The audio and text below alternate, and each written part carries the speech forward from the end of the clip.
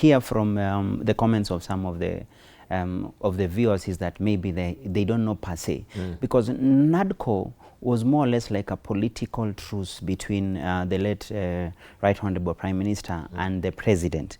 And I think it was more or less like a document that brought the two parties together, UDA and ODM. And I think at that time, it was post-Gen Z 2024 protest.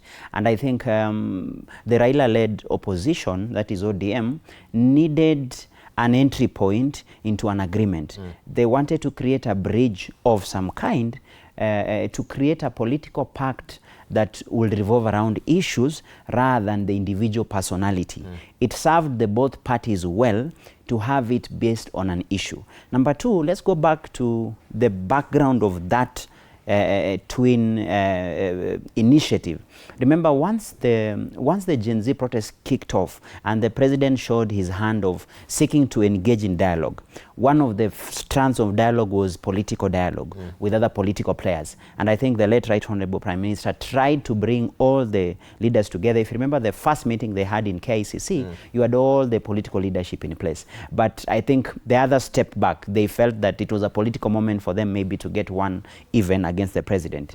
And in this case, then Raila remained with his team. And that's when now they mainstreamed it in form of, let us then summarize the issues that seems to be coming out of the protest. What are the key governance issues that were there? And I think those that were flagged off that are urgent, and I think that Gen Z protest brought out that urgency, for example, of the IEBC, where it was say we need to reconstitute IEBC as soon as now. And you could see the president was clear that, look, I have not refused to reconstitute, but there are so many cases. Remember, the Cherera 4 was still in court. Yes. If we can be able to have an exit plan with that particular team that had left the IBC, so that we quickly set up a team and populate the commission, because the commission was kind of rudderless because the other three had also left. So I think that then formed the basis of this NADCO report. And then the ODM raised issues that they felt the government of the day has to address in order to placate the restive, especially the youth-led protest.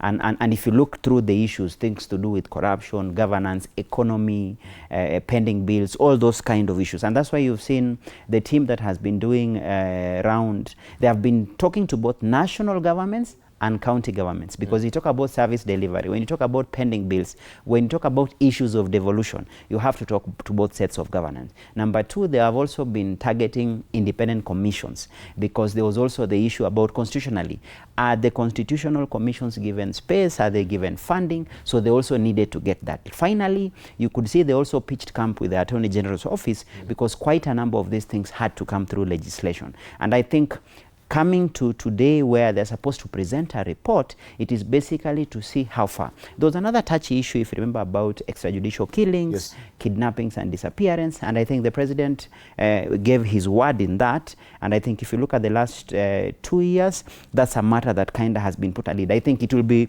what I feel to be a low-hanging fruit for the NADCO team to showcase that, for example, when we put our feet down and say that the issue of extrajudicial killing should not be occurring, and the president gave his pledge in 2022, so that has to be. So you can say for the last 2 years that has become water under the bridge. I think, so for me, the NADCO was basically, it was doing two things, trying to handle the governance issues that cropped up due to the protests of 24, but importantly to cement the union between ODM and UDA. And I think coming to today where they are launching, it will be basically to tick the boxes where they say we've been able to achieve 75–80%, but importantly, they'll also flag out the institutional reforms or the legal changes that needs to be done to mainstream some of these changes. But what do you mean when you say that that is water under the bridge, the issue of extrajudicial killings? Because because we've seen this is a flashpoint also and a bone of contention when it comes to Edwin Sifuna showing up today for this particular meeting, because he says it has not been implemented. Nothing here that we agreed with Raila Odinga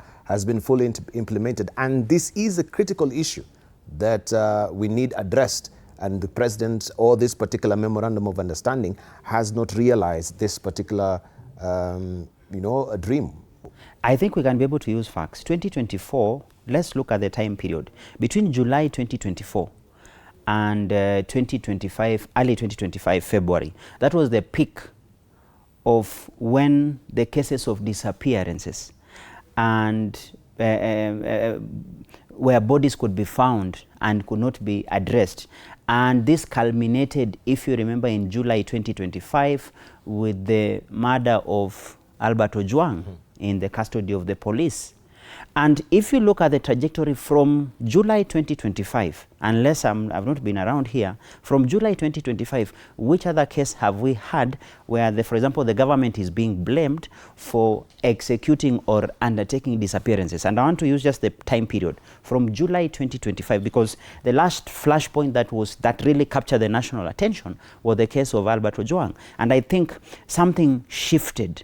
And by virtue that, if you saw that time, for the first time, you are seeing the police service under the dock. That up to now, I don't think whatever the OCPD Central Talam has been back to job.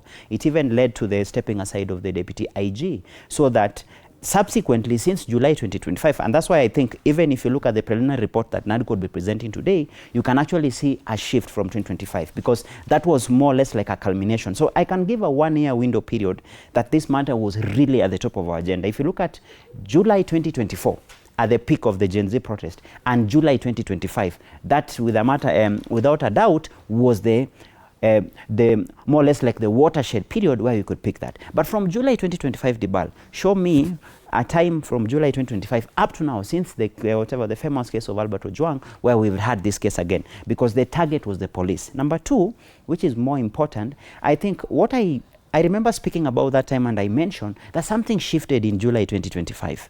The citizens took control of being the watchdog of this particular matter, so that the government now was placed at a crossroad. Remember, that is the time even IPOA had a turnover of the leadership. Isaac Hassan, who was then made to be the chair, although subsequently he's moved to the judiciary, it was just at the time IPOA came in. And if you look at the speed that was undertaken to be able to apprehend the respective police officers and the change of rules. In fact, I remember the cabinet secretary, at that time he was still new, Kipchumba Murkomen. They came up with a new policy and a new code when it comes to arrest, when it comes to what is recorded in police stations and booking of suspects. That gone are the days where you just walk in, you are shifted into a police cell, no records, because most of the time the loophole was they arrest you but they never record. So I remember that time, and you know, it is an unfortunate circumstances that led to change of this. And again, they also gave specific recommendations at that time. Thank you. That we need to have something, a shift in the police service. So for me, if you look at from July 2025 up to this period, that is something that you can say, at least you can see a change. So as they present their report, it can't be 100%, but as they present their report, it is one area you can say, for example, if you look at our news cycles the last 6-7 months, we haven't had such cases. But if you look at 1 year ago, it was the top of our agenda. Thank you. Thank you. But people will argue